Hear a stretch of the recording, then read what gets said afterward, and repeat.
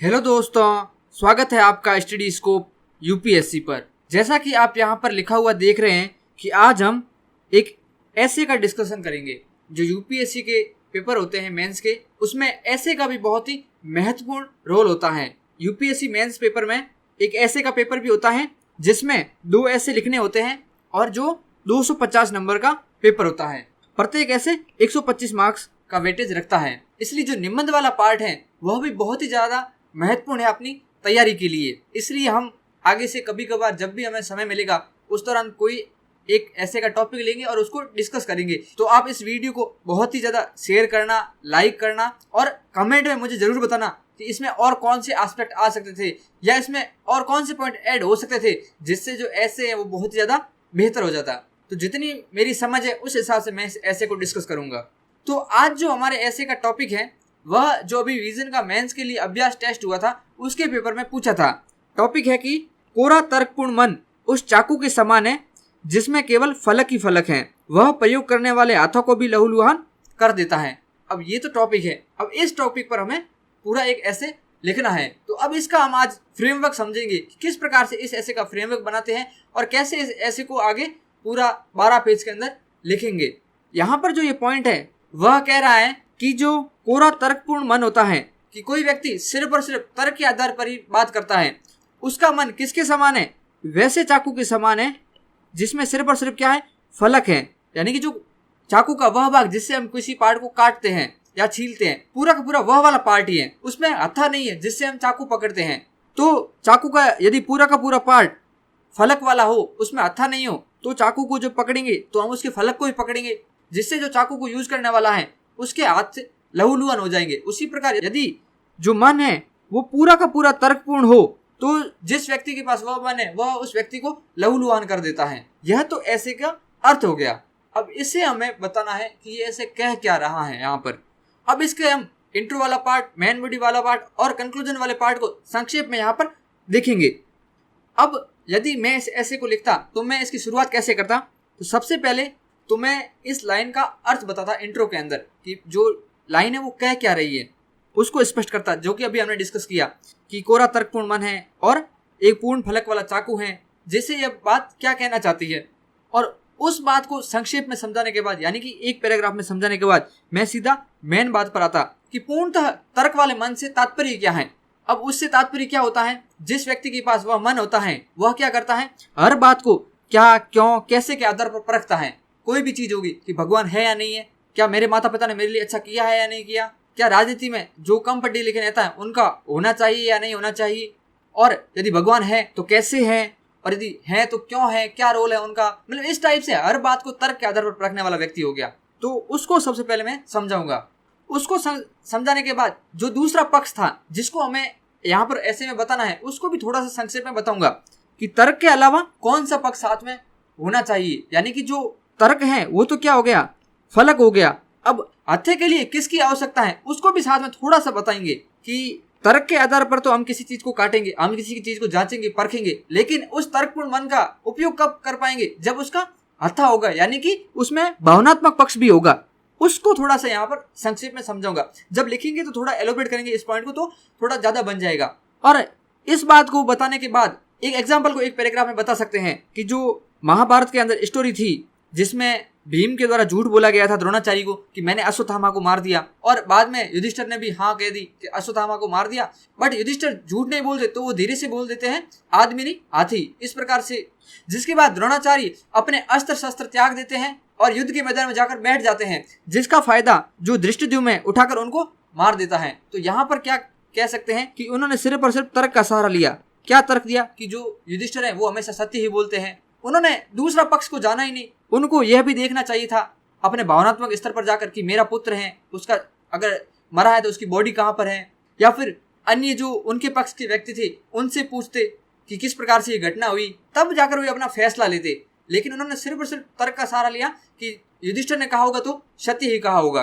तो इस प्रकार से इस स्टोरी को मैं यहाँ पर बिठाने का प्रयास करूंगा। अब ये स्टोरी कितनी सही है, कितनी गलत है, आप मुझे कमेंट करके बताना, या फिर इस जगह कौन सी स्टोरी और आ सकती थी उसको भी साथ में आप बताना। अब जो ये इंट्रो वाला पार्ट है इसको मैं 1.5 पेज से 2 पेज तक बताने का प्रयास करूंगा। मतलब जो पहले के 2 पेज है उसमें इन सब बातों को बताऊंगा। अब जब लिखूंगा तो 2 पेज इसमें आराम से भर जाएंगे जो मैं बोल रहा हूँ।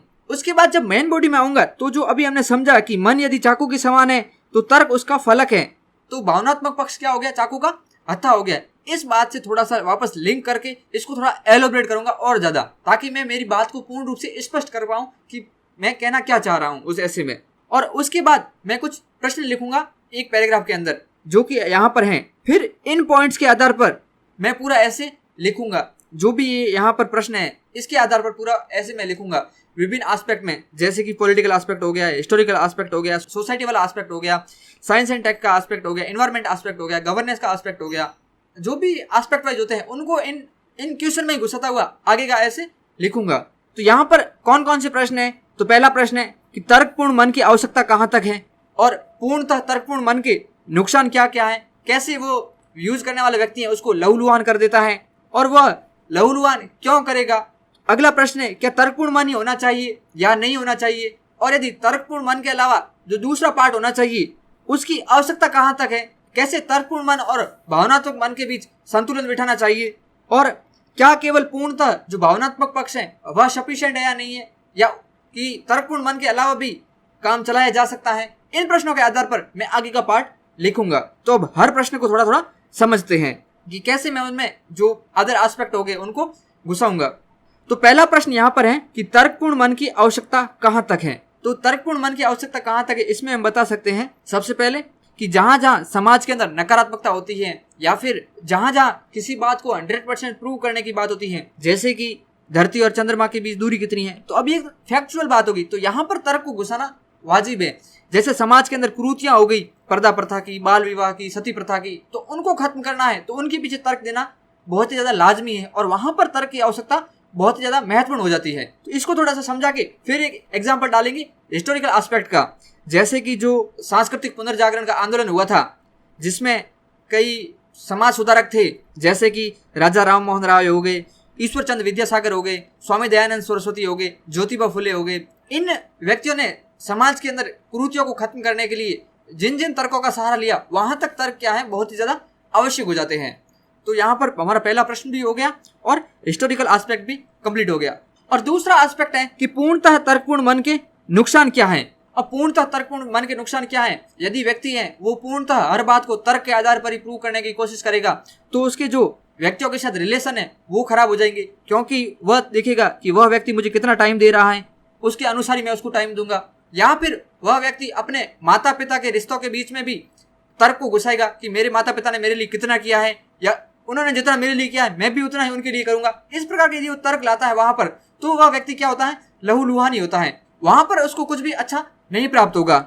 अब इस पॉइंट के अंदर हम जो व्यक्तिगत स्तर पर, सामाजिक स्तर पर और राष्ट्रीय स्तर पर वाले एस्पेक्ट ला सकते हैं। जैसे कि व्यक्तिगत स्तर पर तो हो गया माता पिता और उसके बेटे का संबंध या बेटी का संबंध हो गया, वहां पर यदि तर्क के आधार पर व्यक्ति चलेगा तो वह लहूलुहान ही होगा। समाज के स्तर पर हो गया कि दो धर्म है वो तर्कों के आधार पर तोलेंगे कि हमने संसाधनों का इतना उपयोग किया है, आपने संसाधनों पर ज्यादा कब्जा कर लिया है, मतलब वहां पर जो सहिष्णुता की भावना है या फिर जो सम्मेलन की भावना है या फिर जो सहयोग की भावना है वह नहीं देखी जाएगी तो तनाव ही उत्पन्न होगा और समाज क्या होगा, पूरा लहूलुहान होगा। और राष्ट्रीय स्तर पर हम बता सकते हैं कि कोई देश है वह यदि किसी दूसरे देश के संबंधों को तर्कों के आधार पर रखता है, तर्क के बेस पर ही दूसरे देश से संबंध बनाता है कि मुझे उस देश से फायदा है तभी मैं उस देश के साथ रिलेशन मजबूत करूंगा, अन्यथा नहीं करूंगा, तो वह देश जब विपत्ति काल में जाएगा तो वह लहूलुहान ही होगा, उसको किसी देश की तरफ से सहायता नहीं मिलेगी। जैसे जो भारत है उसने कोविड के दौरान सभी जो छोटे देश थे उनको वैक्सीन भेजी, उनके साथ संबंध अच्छे किए, वहां पर तर्कों को न देखकर भावनात्मक पक्ष को देखा, तो कभी न कभी भारत को उन देशों से लाभ प्राप्त होगा ही होगा।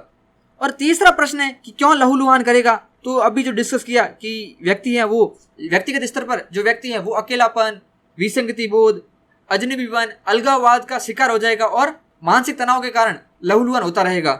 अब अगला प्रश्न हो गया कि क्या तर्कपूर्ण मन होना चाहिए या नहीं होना चाहिए, तो हम बताएंगे कि तर्कपूर्ण मन होना चाहिए। कहां तक होना चाहिए, सामाजिक रूढ़ियों को खत्म करने के लिए वहां पर तर्क का सहारा लिया जाना चाहिए। तो यहाँ पर हम एग्जाम्पल लिख सकते हैं कि महिलाओं के लिए समान अधिकारों की बात हो गई या फिर जो LGBTQ समाज हो गया उसके अधिकारों की बात हो गई, तो वहां पर तर्कों का सहारा लिया जाना चाहिए। लेकिन जब व्यक्तिगत संबंधों की बात आ जाए या किसी देश के साथ संबंधों की बात आ जाए या फिर भगवान का मामला हो जाए, वहां पर तर्क का साथ नहीं लेना चाहिए, क्योंकि वो व्यक्ति को लहूलुहान करेगा। और पांचवा प्रश्न हो गया कि तर्कपूर्ण मन के अलावा जो भावनात्मक पक्ष है उसकी आवश्यकता कहाँ तक है। तो उसकी आवश्यकता में लिखेंगे कि जब व्यक्ति अकेला हो जाता है, या व्यक्ति को किसी के साथ की आवश्यकता होती है, या फिर जो दो देश हो गए उनके रिश्तों को मजबूत करना है, समाज में शांति लानी है, समाज में सद्भावना बढ़ानी है, तो वहां पर भावनात्मक पक्ष भी जरूरी हो जाता है। अगला प्रश्न है कि क्या केवल पूर्णतः भावनात्मक पक्ष ही होना चाहिए, तर्कपूर्ण मन होना ही नहीं चाहिए। तो वहां पर हम बता सकते हैं ये बात भी बिल्कुल गलत है, क्योंकि यदि सिर्फ और सिर्फ भावनात्मक पक्ष होगा वह भी समाज को क्या करेगा, लहूलुहान करेगा। कैसे कि भावनात्मक पक्ष के आधार पर जो समाज के अंदर रूढ़ियां हैं उनको वैध ठहरा दिया जाएगा, जिसके कारण जो दलित हो गए या फिर जो पिछड़े हुए लोग हो गए उनका उद्धार वहां पर नहीं हो पाएगा। तो पूर्णतः भावनात्मक मन है वह भी समाज को लहूलुहान करेगा। तो इस एस्पेक्ट को हम यहाँ पर समझा सकते हैं। तो ये तो हमने यहाँ पर जो हमारे प्रश्न थे उनको समझा दिया। इन प्रश्नों में हम जो विभिन्न एग्जाम्पल है उनका यूज भी कर सकते हैं। जैसे कि पहला एग्जाम्पल है कि महिलाओं को आर्मी में युद्ध के दौरान बॉर्डर पर भेजना चाहिए या नहीं भेजना चाहिए। तो तर्क के आधार पर कहेंगे कि महिलाओं को समान अधिकार होने चाहिए तो उनको भेजना चाहिए। यदि उनके दूसरे पक्षों को सोचेंगे तो हमें नजर आएगा कि इसके दूसरे पक्ष भी हैं, उनको नजरअंदाज नहीं किया जाना चाहिए। फॉर एग्जाम्पल जो अभिनंदन वाला केस हुआ था, वहां पर कोई महिला विंग कमांडर होती तो उनका फ्लाइट यदि पाकिस्तान में क्रैश हो जाता और वह पाकिस्तान में गिर जाती तो उनके साथ जो पाकिस्तान में लोग हो गए वो उसके साथ कुछ गलत हरकतें करते, उनका रेप कर देते, तो पूरी के पूरी भारतीय समाज को क्या होना पड़ता, लहूलुहान होना पड़ता।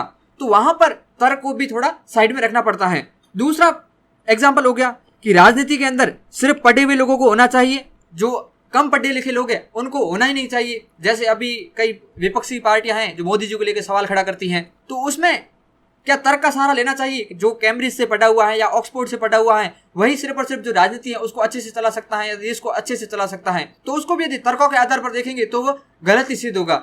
ऐसे कई नेता हो गए, जैसे कि जो हमारे लाल बहादुर शास्त्री हो गए, उन्होंने सिर्फ भारत से एक सामान्य से कॉलेज से डिग्री की है, लेकिन उनका यदि कार्यकाल देखे तो उन्होंने कई ऐसे काम किए हैं जो कई डिग्रीधारी भी नहीं कर पाए हैं। तो इस तर्क को भी साइड में किया जा सकता है।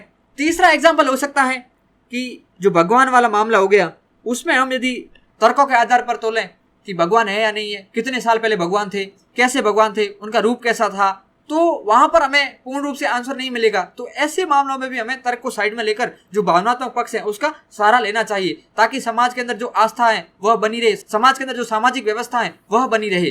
इन एग्जाम्पल को भी हम जो हमने क्वेश्चन किए उनके साथ लिख सकते हैं। कंक्लूजन में हम जो हमारा पूरा ऐसे है उसको कंक्लूड करते हुए लिखेंगे कि चाकू तभी सही से काम करेगा जब उसमें फलक भी होगा और हत्था भी होगा। इसी प्रकार जो मन है वह तभी सही रूप से होगा जब उसके अंदर तर्क भी होगा और भावनात्मक पक्ष भी होगा, यानी कि फलक भी होगा और हत्था भी होगा। तो इसको थोड़ा सा अच्छे से एलोबरेट करते हुए हम अपने जो ऐसे हैं उसको कंक्लूड कर सकते हैं। तो इस प्रकार से हमने जो ये ऐसे था उसको समझने का प्रयास किया है। आपको जो भी अलग पक्ष यहाँ पर नजर आए उनको आप कमेंट में बता सकते हैं। वीडियो को अंत तक देखने के लिए धन्यवाद। मिलते हैं अगले वीडियो के साथ। जय हिंद, जय भारत।